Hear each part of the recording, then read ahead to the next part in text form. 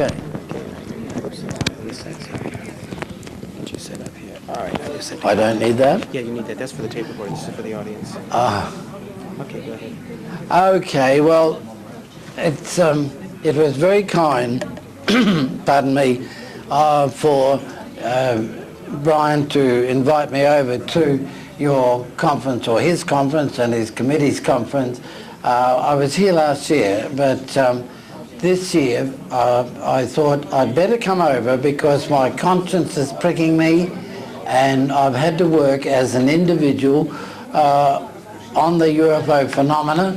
And we, back in 1950, set up a society, and this magazine in the middle 50s right through today is a quarterly magazine, and it goes to over 30 countries in America, and we certainly have a lot of information to give them, and they in turn send it back to us. Now, I must, pardon me, apologise for my voice.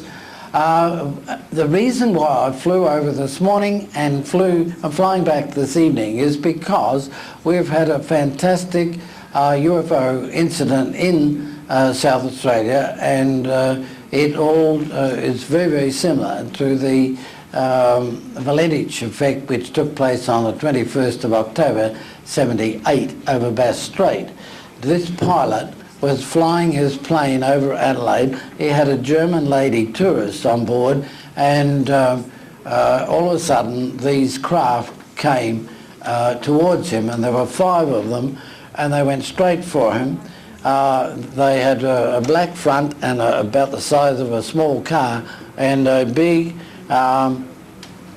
orange ball of light behind, and they were in 20 to 30 metres of his plane, and he had to take evasive action to get away from them, and it disturbed him to such an extent, even though he is a bus driver, takes people to the snow and takes people to the football matches in Adelaide and Melbourne. He's a solid type citizen, but he's in a heck of a mess, and that's why I'm going home, because he's read the Valentich report on the Department of Air back in those days. But first of all, mainly why I've come today to talk to you is because back in 1942, while I was a member of aircrew, I had an encounter with a UFO, and it was a round ball. I couldn't discern its height, but it was about that big to look at, and in fact it came right over the top of me, stopped, moved from side to side, and then went on its way. I wasn't over impressed because I'm a 21-and-a-half-year-old chap, and I was lying on my tummy in a bomber to teach people how to drop bombs, and it was rather interesting. So I was enjoying life fully. But 50 years later, in 1992, I was rushed to hospital, and when I came out in the morning after x-rays and so forth and CAT scans, they in fact were terribly concerned at the scar that was on my brain. And that scar, they can't work it out at all. It was very solid, and it's real. So I let things go, and they suggested to people that that I get a copy of the x-rays plus the doctor's report. And the big blunt no, you can't have it. And it turned out that the Freedom of Information Act had got it for me. It's now under lock and key, and it will be used, and it's important that I tell you people this, because since my starting of the organisation in 1952, contrary to my colleagues and friends, I have never had any objection. There's no cover-up from the RAF. They helped me and assisted me since '61, and they still do. Free openness. The Bureau of Meteorology also helped and they're the ones that got the pilot to call me along with the police. The police in Adelaide totally look after me, and they in fact had me go into their office and talk for 2.5 hours, show them slides, and so that they can help me.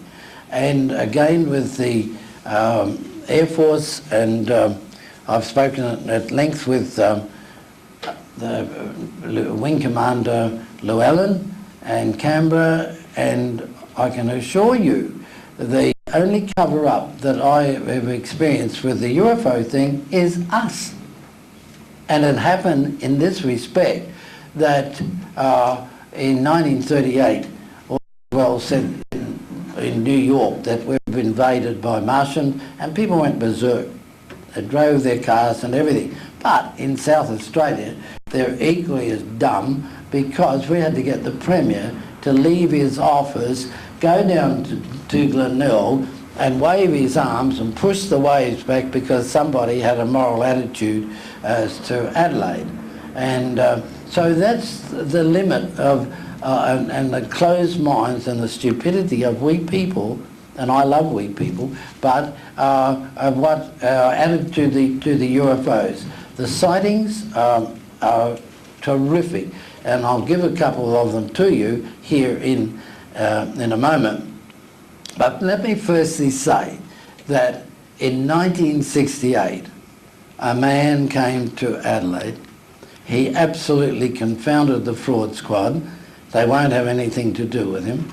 He gave me a lot of information, particularly about the MFP, the multifunctional polis. It was to go to Queensland, and I said, no, it won't go there. It'll come to Adelaide immediately. Well, within a fortnight it did. And therefore, that was all messed up in the sense of the Labor and the Liberals having punch-ups of who's paying for this. And they had to stop. And one of the executives went back to America, a great amount of money he got, and the Dr. Hammond went to the Adelaide University, and therefore they have now formed what they call the MFP Multifunctional Corporation, and with that they are going fine.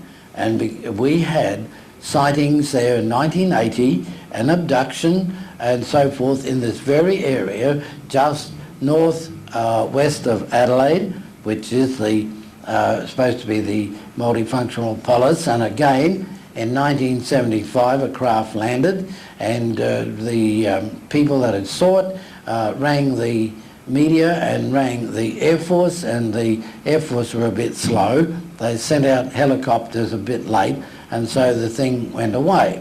So that level of the UFOs is quite free and open to anybody. Now, we've had the, what was I going to say to you, the investigations right across Adelaide and South Australia, and also the damage to the various crops and landings and paddocks, and people watching the craft and waving to them and having them come right over their home and so forth, with mint smells in their home. And the farmer, who is a solid type man, rang me, and he was so upset. He said, you know, the wife was right about these UFOs, but I'm upset because there's a ridge near the hill on near his kitchen window, and he saw them picking up quartz and things like that from the paddock, and he was upset, and he rang the police to talk about it. The same with the police again up near Jamestown.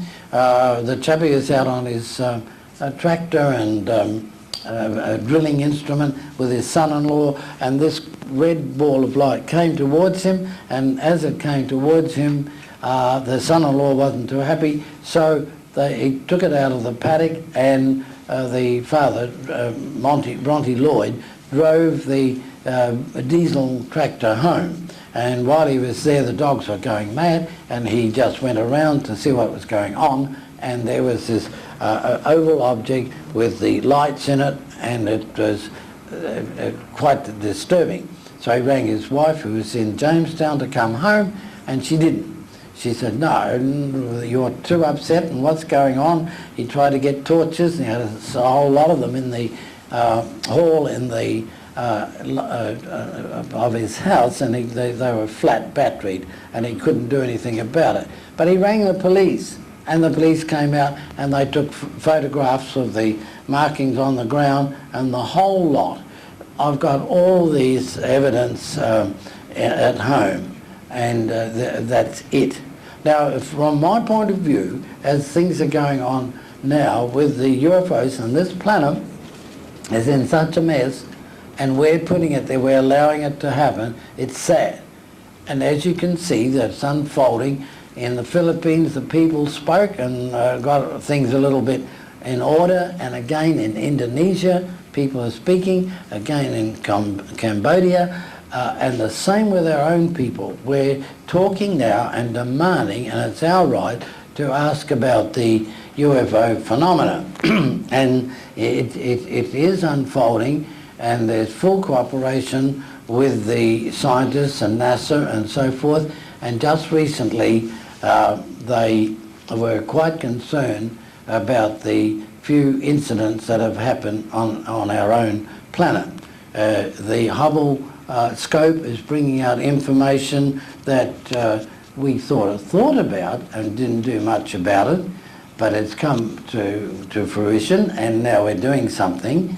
The same with the, we're finding out that the moon has water on it. Well, people that have had encounters with UFOs way back in the 50s told us that, and books were written and so forth, that there was water on the moon. And we watch things going into Jupiter, and we think we're pretty clever because we do it, and we are. But at the same time, these people from space have been watching us for thousands of years, and there's been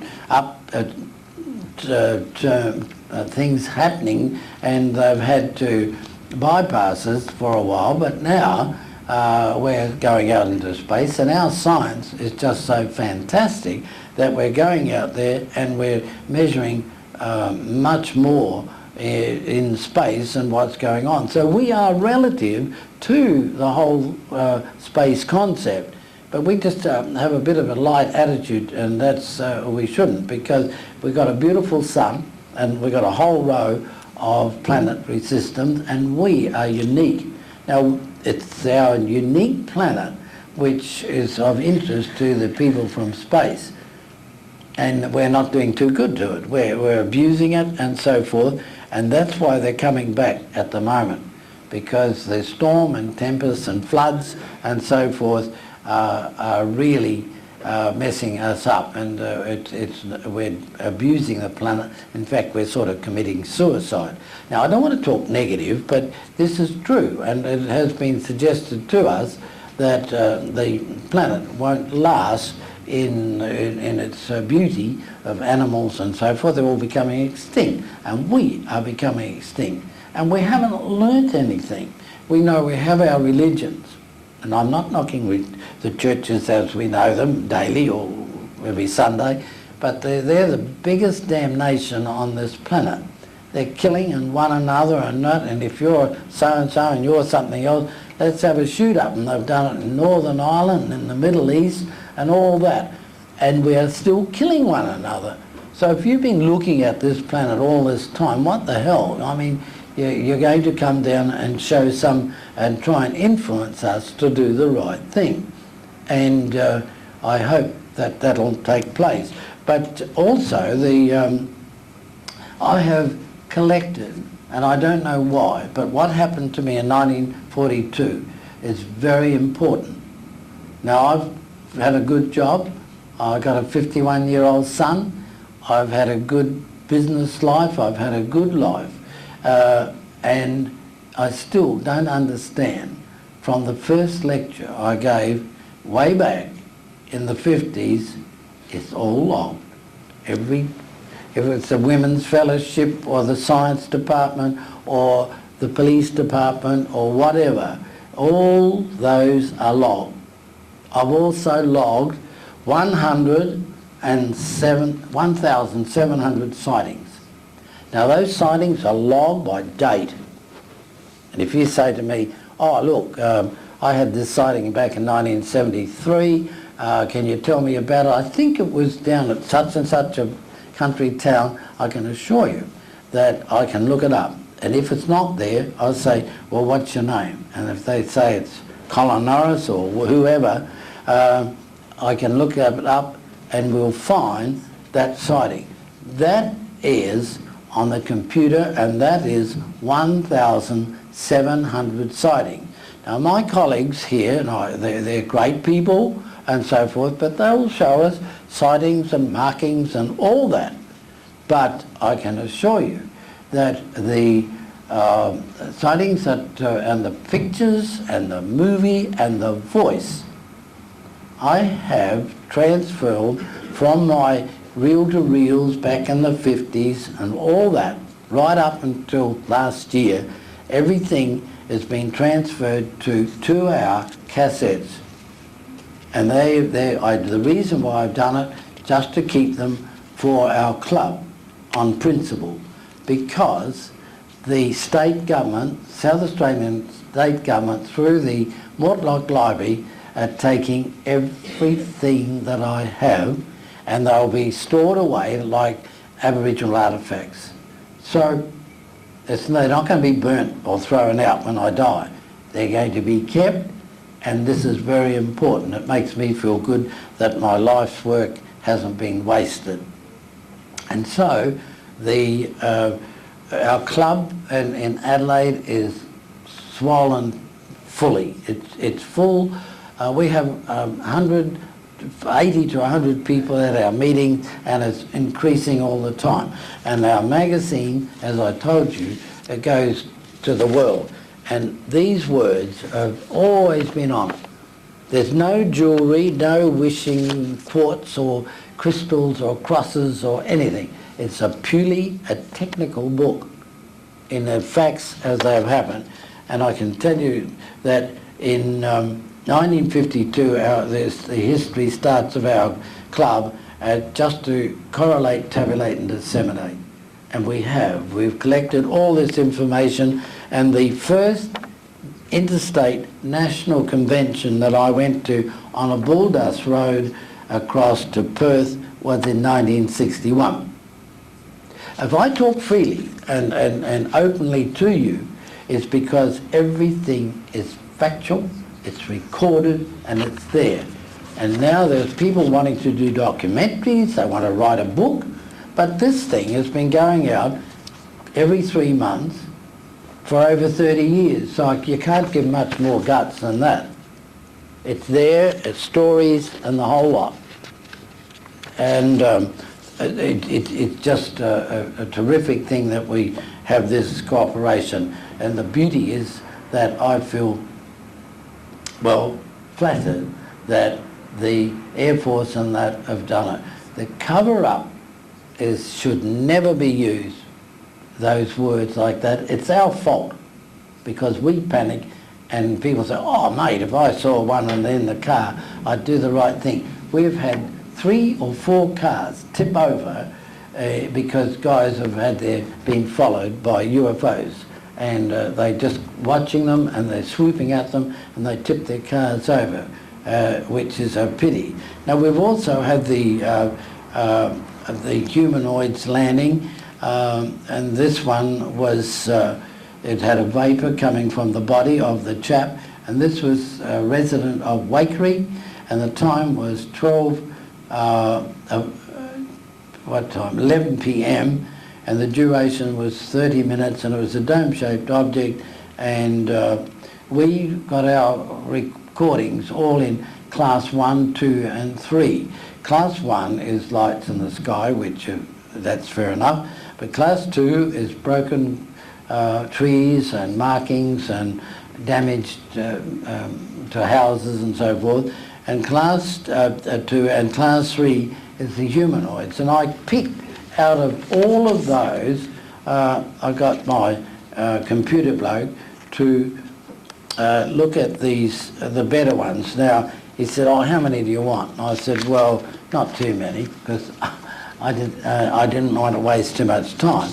But he picked the better ones out, and one of them here is this craft came over a person in Croydon, a suburb of Adelaide, and the dogs went mad, and this lady, she was hanging out clothes, and a substation, electric substation, blew up, and so that was that. And the other one is a lady in Flinders Park with a friend. They watched this craft, and the occupants got out of it.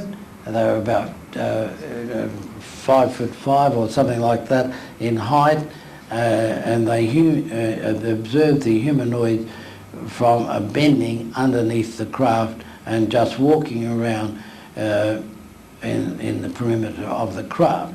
Now this one was 25 minutes on the date.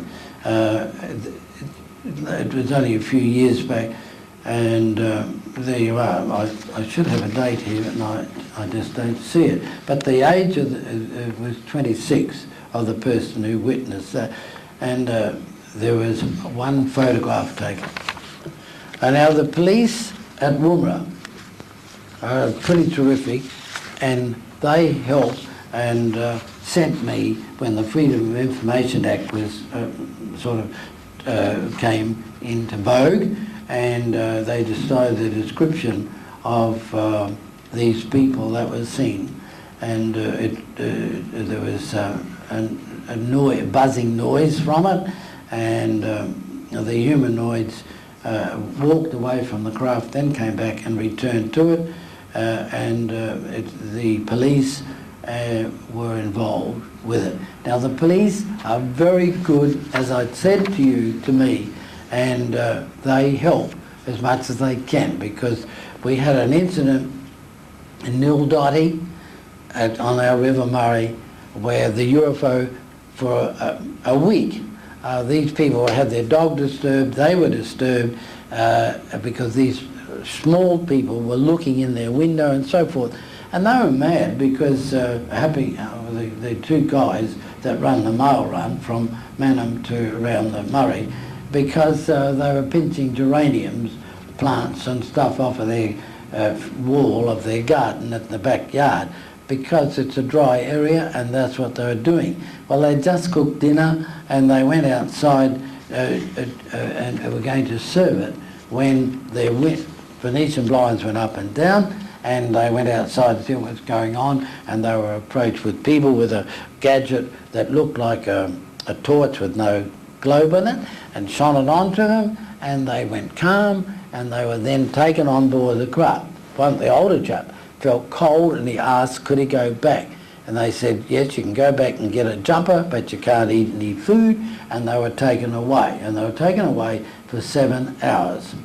Now while they were away, they watched he was mad for a week. Twice he fixed up the television antenna. Well, that antenna he saw when they lifted up was twisting around, and he saw the campers on the other side of the Murray, and that was it. Now the older guy sat quiet for 7 hours, but the young one was brought, a younger chap, 57 or something, he was brought down and given tests and brought inside the craft. Now while he was doing that, he got bad aching legs and so forth, but they were brought back, and they were given some fluid to drink and put back in their house. Now the police next morning didn't see them in the street, which is normal, and so they went up to see them. And there these two guys were in a hell of a mess. They had jaundice in their eyes, they didn't know where they were, so they rushed them to the hospital in Adelaide Hills, and the doctor had to look after them, and finally the older guy was left there, and they gave him new glasses, and these chaps were very disturbed people. Well, 18 months to 2 years later, they died. And again, we had the sighting, star-shaped size movement. The weather was fine, and they watched this craft in the paddock, And the farmer thought, oh, I said, look at the electricity, our electrical supply company were out there with this sort of a caravan, and they thought it must be on a tray of a truck because it was just floating there. And it turned off and lights and everything in the house, and they were quite disturbed with that. There's the other ones at Strathalbyn. This object came over the house and it woke the people up, and they were pretty disturbed about that. The other one, this one was at Kimber. Now Kimber's over in the dry area of our west coast of South Australia, and while it was there, it's sitting on the side of the road, the semi-trailers went by and they saw this person, humanoid, standing in the light of the coming from the object which was sitting on the side of the road. Now, I can assure you that really the UFO is a simple thing really in itself. I mean, they go visiting us and we make a big deal of it. We try and stir up the idea and write great books and elaborate on stories, and we don't have to do that. These craft are just coming here the same as we go and land a little tractor on Mars. Well, so what?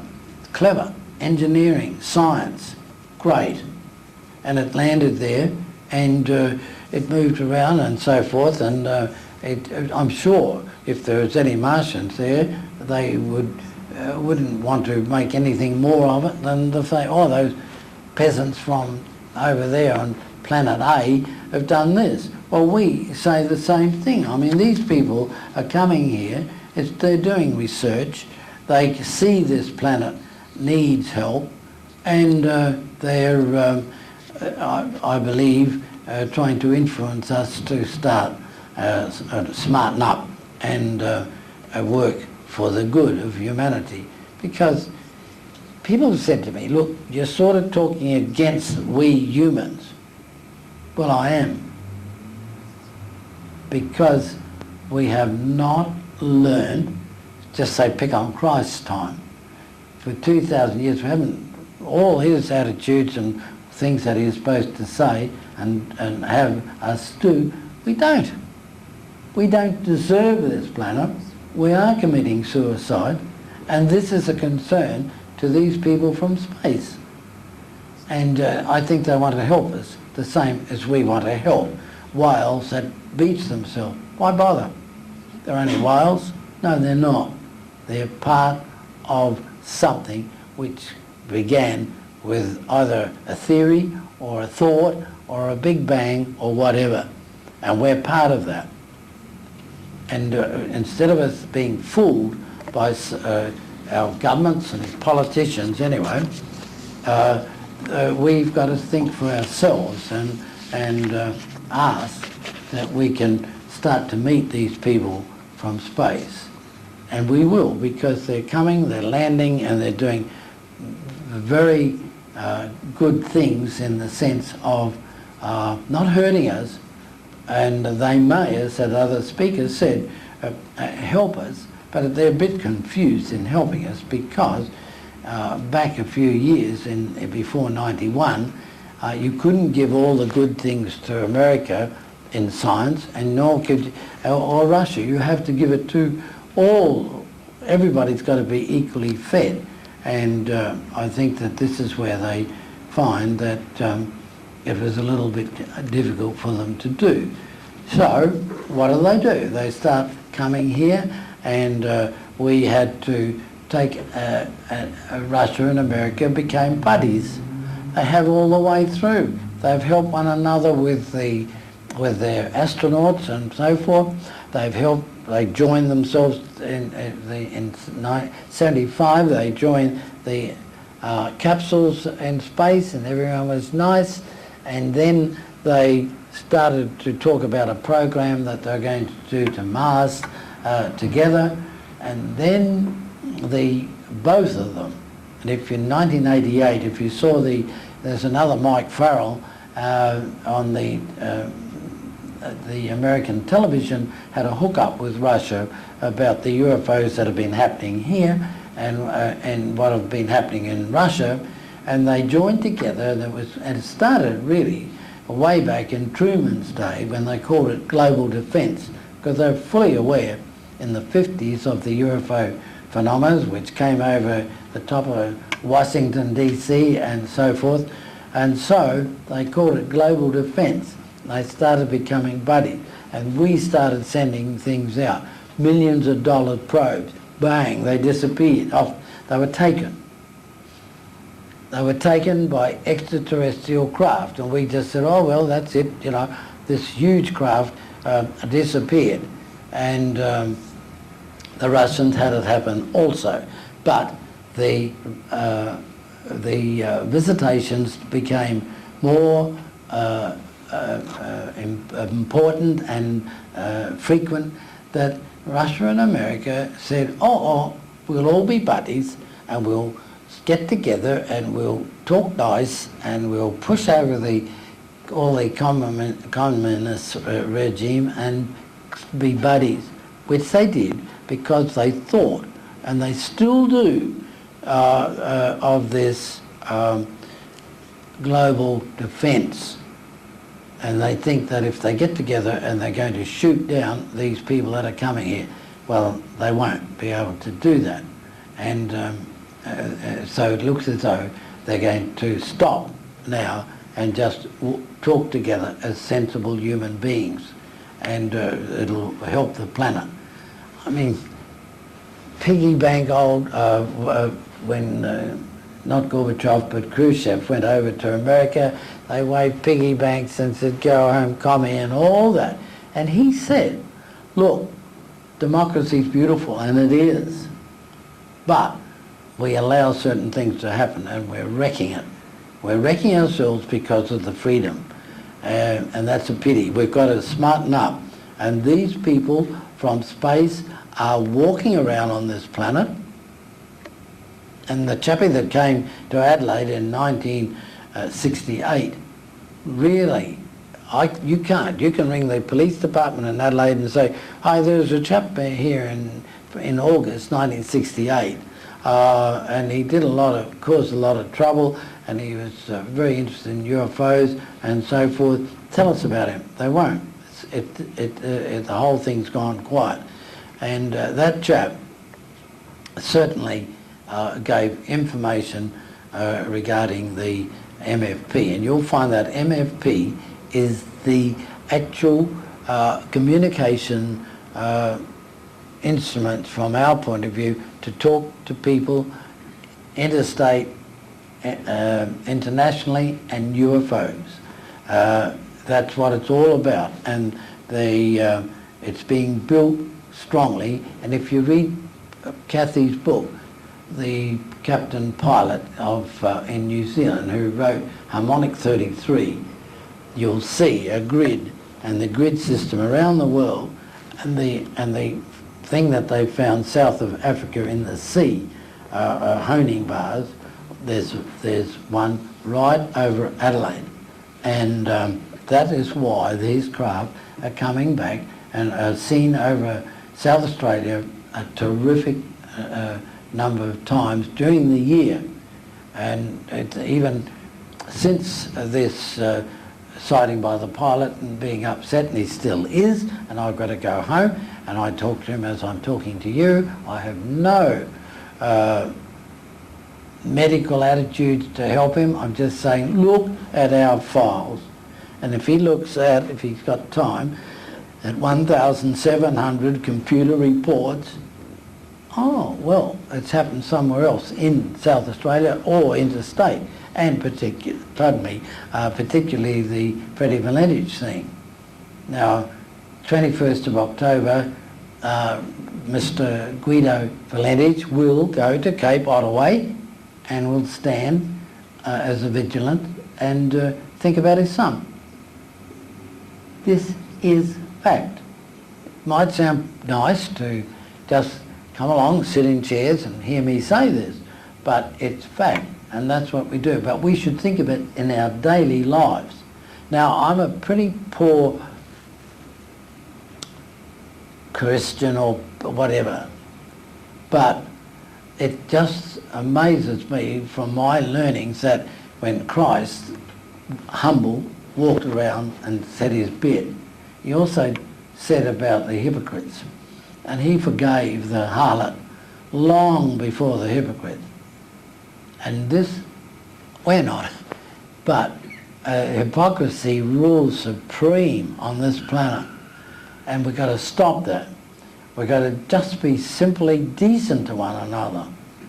You don't have to love everybody and all that sort of thing, but just do the right thing to one another and get the right vibes in this planet. It needs it.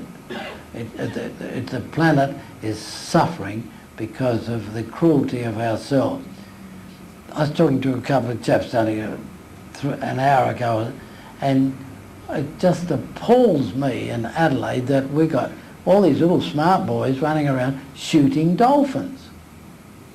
Now, I just can't comprehend that. Now, my height put me in the ball turret of a bomber, the belly turret of a bomber, and I had to shoot things underneath. But now, today, I don't even go, I wouldn't know what Anzac Day was. The RSL, what's that? Any other club or pertaining to the war, I don't know anything about it. I just don't associate myself with it or go to them, and I respect my friends that were hurt and all that, but we can't keep bringing things to the fore all the time, even as respect to whatever happened. When it happens, it's finished. And we've got to do the same with the UFOs, put ourselves in an attitude of accepting them.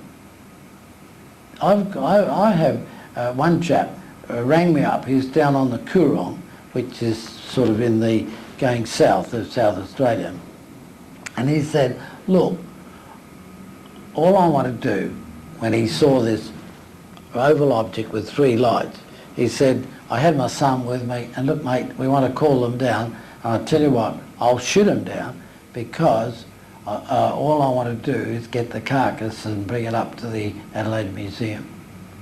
Now, he's a farmer and he's got a few dollars and he's got phones on and 4-wheel drives. You'd think he'd have a bit more intelligent, but no, that's it. Shoot them up and I'll bring them down, and you guys can have a look at them in the being carved up in the laboratory of the museum or something like that.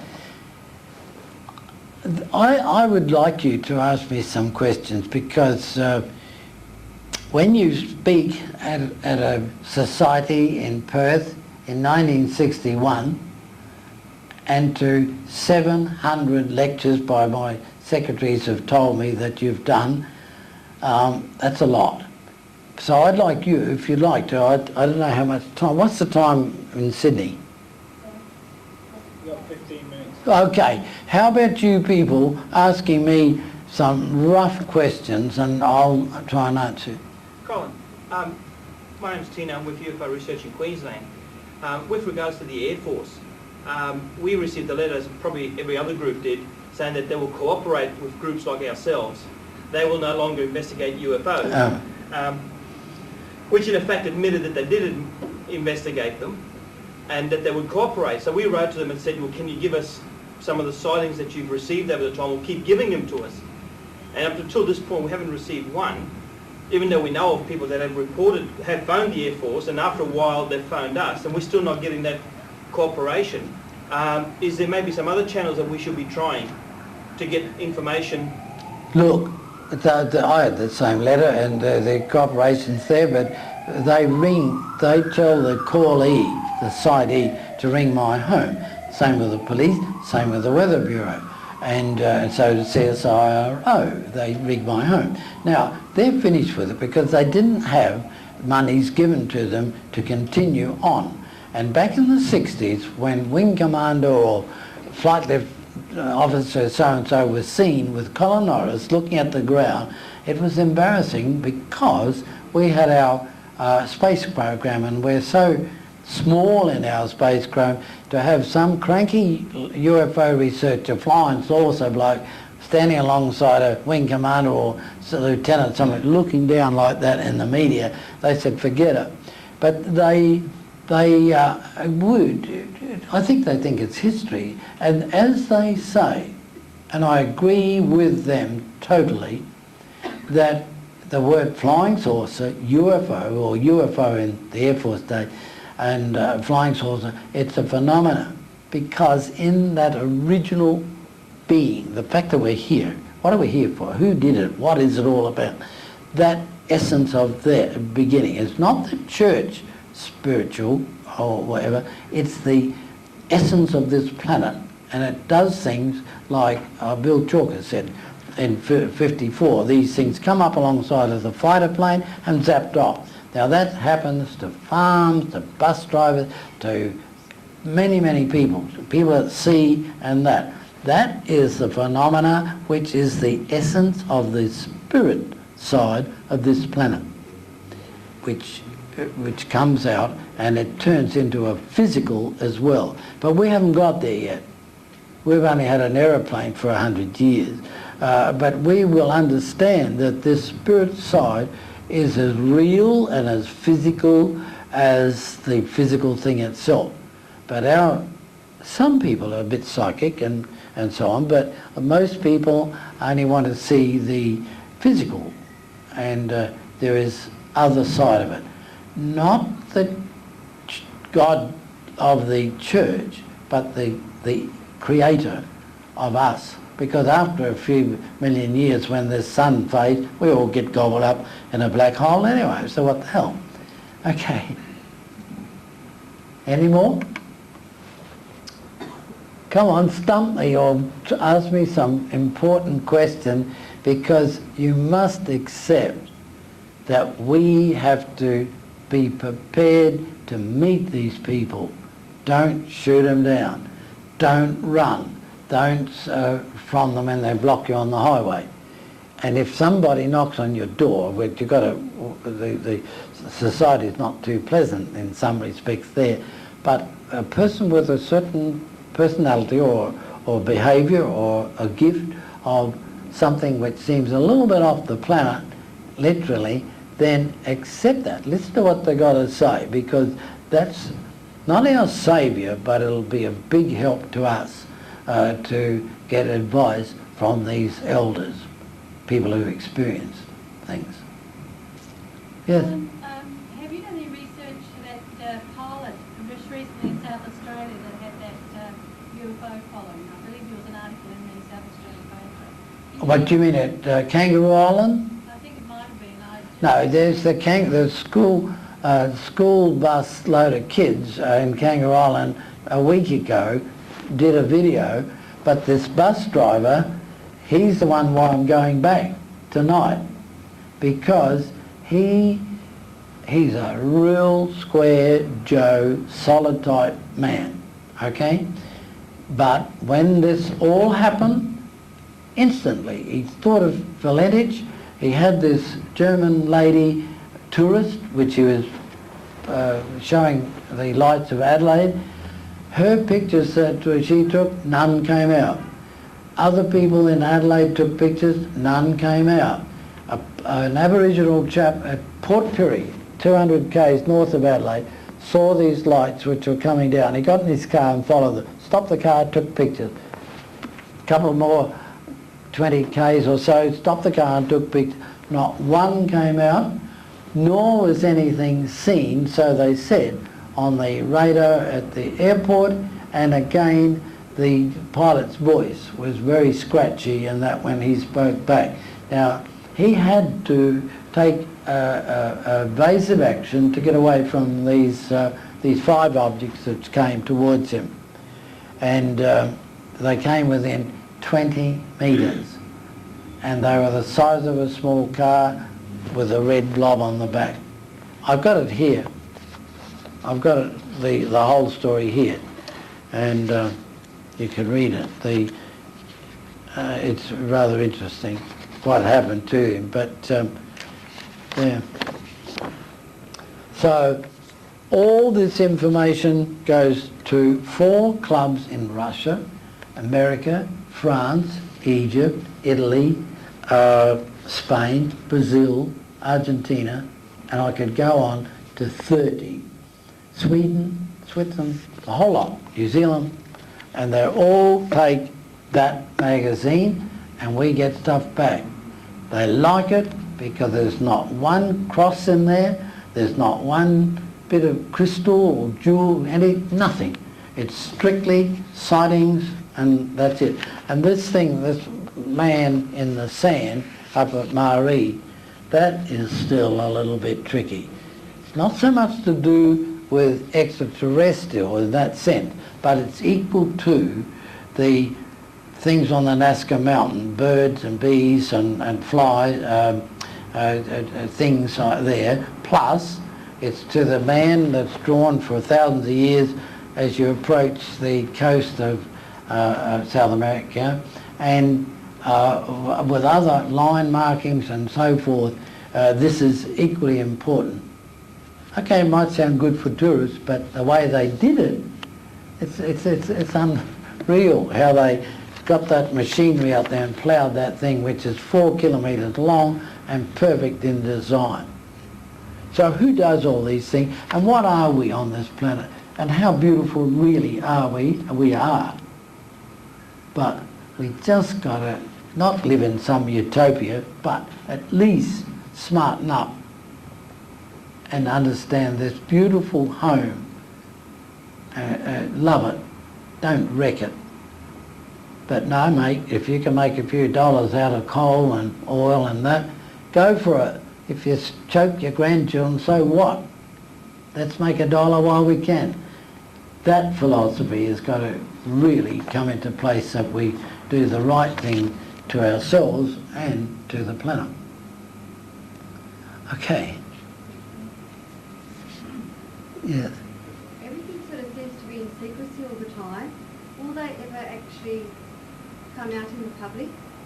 Will the space people, will the space people come to Earth and be seen? Oh, they did. They've been doing it for years. I mean, Allah and Christ and everything, they all ascended in the cloud. They went off the planet. They're supposed to come back again. Well, they're good ambassadors, so we're told.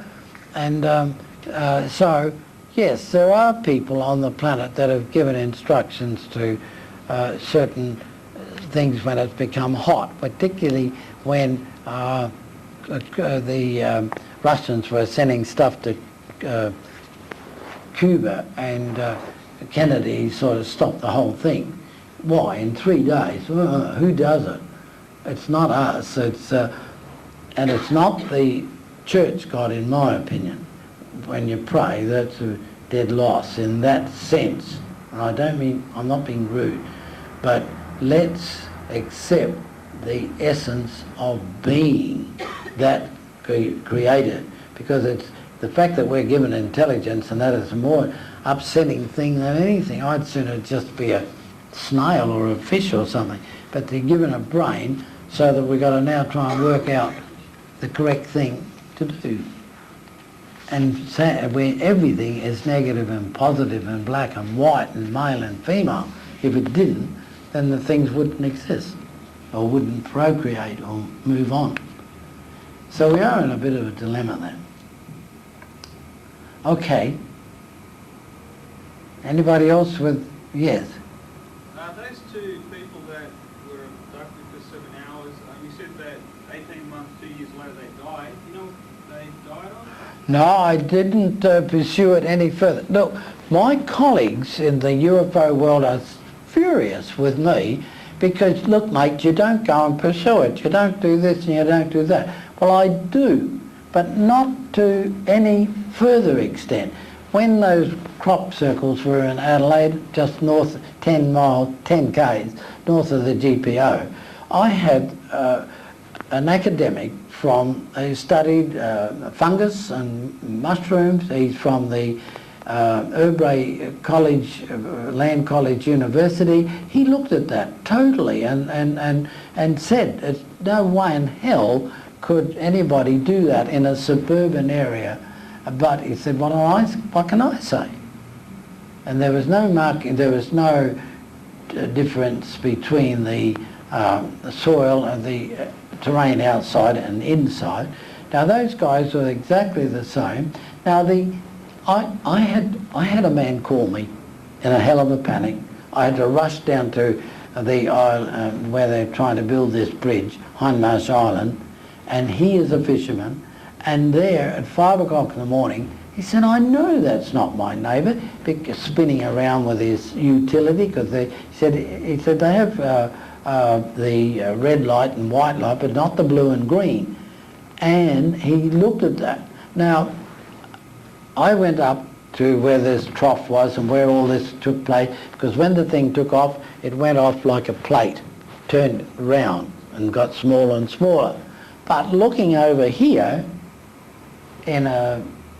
from here to that wall, or further diameter, this other farmer had carved out a place to throw broken windmills and truck chassis and things like that. But if you can imagine that round circle like that, and there's a triangle, here is a black cow with an umbilical cord and a calf. And there, the same, and the same here. And I've got it on tape, the interview with the man, but people said, "Hey, why didn't you take a picture?"